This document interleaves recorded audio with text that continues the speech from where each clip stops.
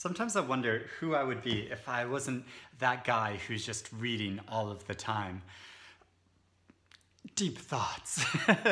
Hey everyone, how are you doing? I have a book haul for you and I have a lot of books to talk about. I have two big piles just like this to talk about, so lots and lots of books that are just coming out this month and that I'm excited to read a lot of them and want to read a lot of them, but you know, it's a challenging time at this time of year because there are also lots of book prizes happening and sort of lists for all these book prizes are coming out, and I enjoy so much keeping up with book prizes just because, you know, it's exciting to get in discussion and debate and really in-depth discussions and critical looks at books, which, you know, otherwise we might just read them and be like, yeah, that was all right, and then, you know, it focuses our attention to really look at them. So there's a lot happening, like the Women's Prize for Fiction long list and the Booker International Prize long list. There's the Dylan Thomas Prize. Let me see if I can think about them all. There's the Welcome Book Prize. There's the Republic of Consciousness Prize. There is the Wyndham Campbell Prize has just like announced their winners for this year.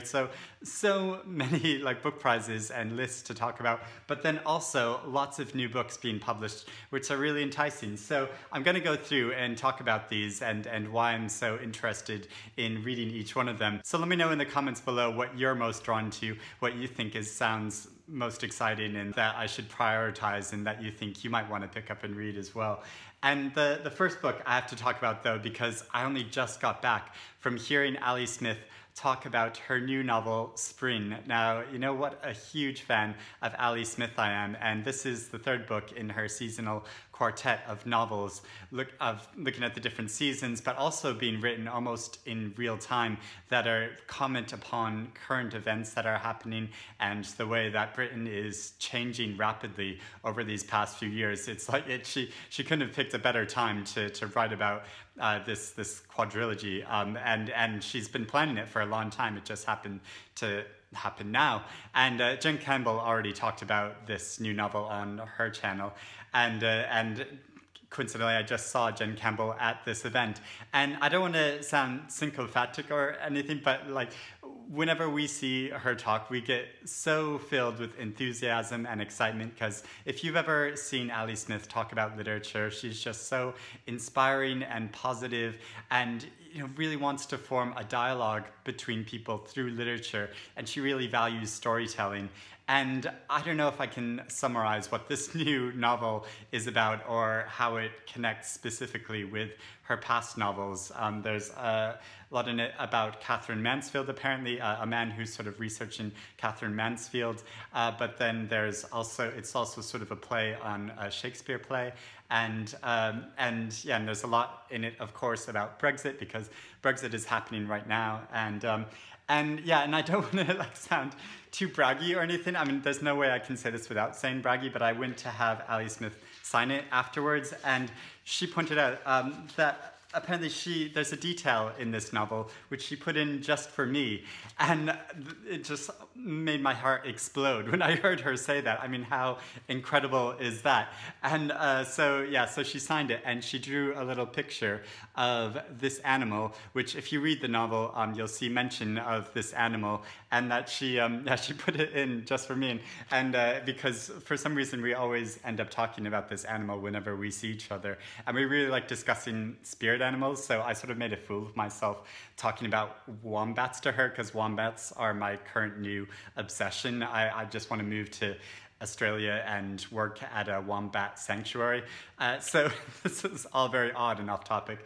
But anyway, this new novel is being published at the end of March here in the UK, and I believe it's being published at the end of April in the US. I'm not sure about the rest of the world, but yeah, so Spring is coming, the third book in the quadrilogy, and I am so excited. The next book I want to talk about is an anthology called The Good Immigrant USA.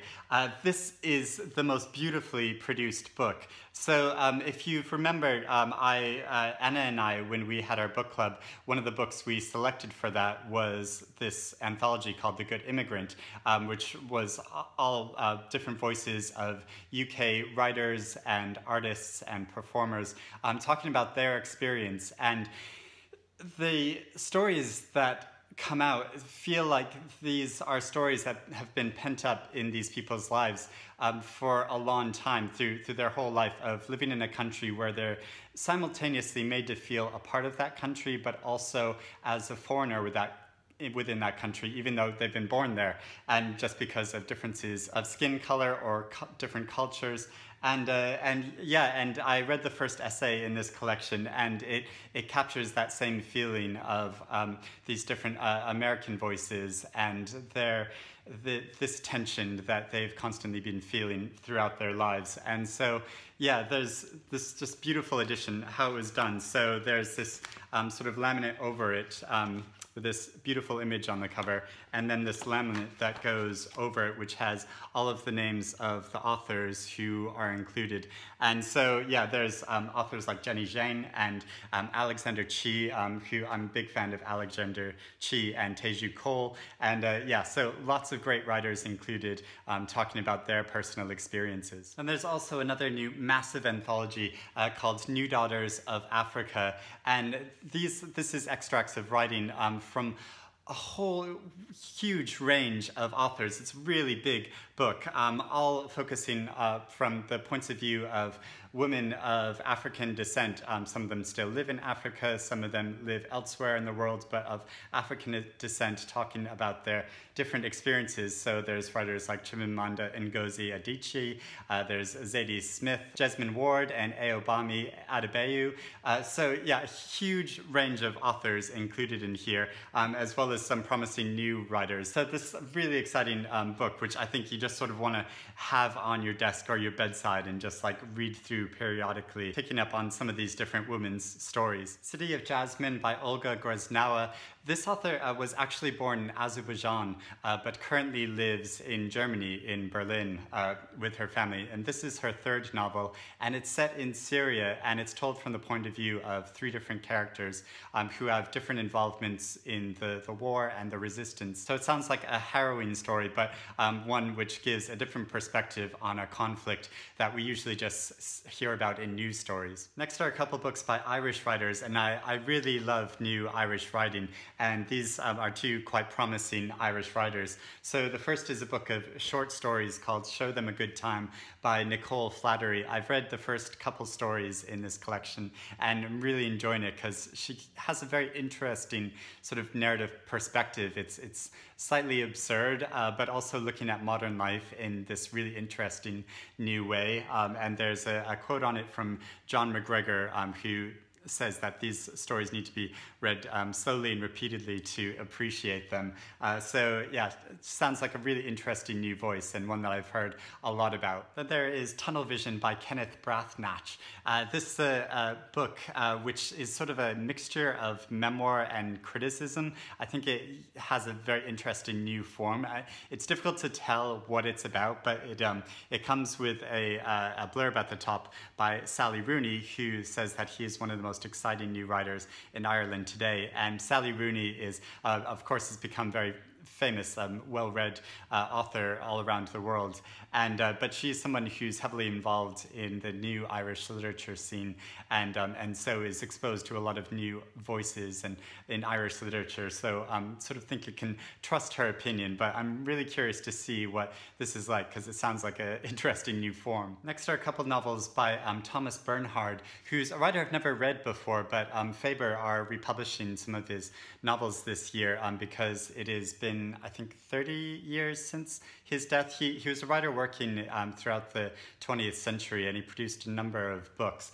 And yeah, that are sort of set in Austria, and I haven't read much Austrian fiction, so be really curious to explore these. How We Remember by J.M. Monaco. This is a novel about a brother and sister who receive an unexpected inheritance, and that sort of creates this tension between them, and they also discover their mother's diaries and things about their past in those diaries that they hadn't known before. And this is an author who's been compared to Anne Tyler before, and I love Anne Tyler's writing, so I think it's a book that I will really enjoy. Thelon Forgotten by David Whitehouse. I'm a sucker for pretty book covers, and this has a very pretty book cover and really goes with the spring theme of this sort of book haul. And so this sounds like a slightly surreal novel about a man whose past starts to meld with that of an individual who's talking on a black box from an airplane that's found at the bottom of an ocean. And this individual was a rare flower seller. So yeah, it sounds like a very, very odd story and surreal, but David Whitehouse is an author I've always meant to read. So yeah, I think this would be an exciting, very pretty book to carry around with me. Next is a novel that was published a while ago, but I was just given a copy of this when I interviewed Latvian author Nora Extena recently, and I said I was interested in reading more Latvian fiction, and so I was given this novel, which is called Fleshcolored Dominos by Zigmunds Skujins. And this is a novel, it's another very surreal sounding novel, and I'm just going to read the back because I don't know if I can summarize it. So it says, when Baroness von Briggen's officer husband's body is severed in two, she is delighted to find that the lower half has been sewn onto the upper body of the humble local Captain Ulst. She conceives a child only to see the return of her husband in one piece. What happens next is both indescribably funny and darkly painful. And that sounds so surreal and oddball. I'm just so curious about this story. And yeah, and I really enjoy reading more Latvian fiction. The Choke by Sofie Laguna. This is a novel about a 10-year-old girl who is abandoned by her mother and whose father is very violent and unpredictable. So she's mostly raised by her grandfather, but it's about her process of trying to be self-sufficient and live in the world even though she's at this young, precarious age. So this sounds like a really heart-rending novel. Into the River by Brandi. This is a proof copy. So this is a novel about two boys who grow up together and are good friends, but who sort of learned that there are things which are better left unsaid between them. I think that one of them experiences abuse under his father, and they find it difficult to discuss these things, but then a stranger comes into their lives and changes them completely. So yeah, it sounds like another harrowing novel. Permission by Saskia Vogel. This has another beautiful cover, and this story sounds so intense and interesting and strange, really different. So this is another story about a young girl who's sort of unexpectedly left abandoned and to fend for herself at a young age, and how she copes with that. And someone she meets who helps her is a woman who works as a dominatrix, and she goes to live with this woman and is introduced to a whole new world that she never knew existed. So it sounds like a really interesting and different sort of story. Death is Hard Work by Khaled Khalifa. This is a novel set in Damascus in Syria, and it's about a family there, and the father of the family is dying in a hospital, and his final wish is to be buried in a certain place across the country, but the country is a war zone, and so it's about their struggle to carry out his final wish amidst these very difficult, tense circumstances. Berg by Anne Quinn. Anne Quinn is a writer who was writing around the mid-20th century, and her writing is being republished by And Other Stories, this great independent press. And this is a novel about a man named Berg who goes under a different name and travels to a seaside town to kill his father. So you can imagine it's quite a dramatic story. Girl Balancing by Helen Dunmore. These are short stories which have just been published, even though the author sadly died last year. And she was quite a prolific author who I'm discovering for the first time, because I'm currently reading, almost dropped that, her novel A Spell of Winter, which was actually the first winner of the Orange Prize for Fiction, which is currently known as the Women's Prize for Fiction. And I'm reading this alongside Jacqueline from her YouTube channel, 6 Minutes From Me. So yeah, we're budding reading this at the moment. And Helen Dunmore is just a writer that I just like to explore her writing a lot more because I've never read her before. Gingerbread by Helen Oyeyemi. This is a novel that obviously plays off from the Hansel and Gretel fairy tale. And Helen Oyeyemi, I've only read a book of her short stories, but she's one of those writers that I feel like I will love her work if I read more of it, and I am really excited to read more of it. I was sort of half expecting this to be on the Women's Prize for Fiction list, but it wasn't. But I'm so eager to read this. Such a beautiful cover. And on the back, one of the first blurbs at the top is from Ali Smith, who is a big fan of hers. So yeah, very excited to read this. The Sect of Angels by Andrea Camilleri. I've read his novel, The Revolution of the Moon, before, which is a historical novel I loved. I thought it was so great. And I've been wanting to read more of his fiction. This is a new novel of his, which has just been translated, which is based on another real historical incident in Sicily in the turn of the century, when someone discovers a secret cult that existed, which was made up of people, some of the most powerful people in the country, of politicians and celebrities and people from the church. But instead of this being uncovered and this news being embraced, there was a big resistance to it, and people wouldn't believe that it was true when it was actually true. So yeah, sounds like a really gripping story. Instructions for a Funeral by David Means. This author was previously nominated for the Booker Prize for his novel Histopia. And this is a novel set in Sacramento and involves a family who are very troubled. A friend of the family is killed by a serial killer, and one of the brothers of the family is homeless, and so yeah, they're very complicated family struggling with different issues in America today. Prolly Turkey by Flora Jaggi. This is a novel about a young girl who goes on a cruise ship with her father, and on that journey they sort of look at their past, and the mothers had very limited contact with her daughter, and so it's sort of examining their past together and why the mother hasn't had much communication with her daughter. And this is another book by that independent publisher And Other Stories, which publishes really interesting cutting-edge fiction. Devilspiel by Gregory Kanovich.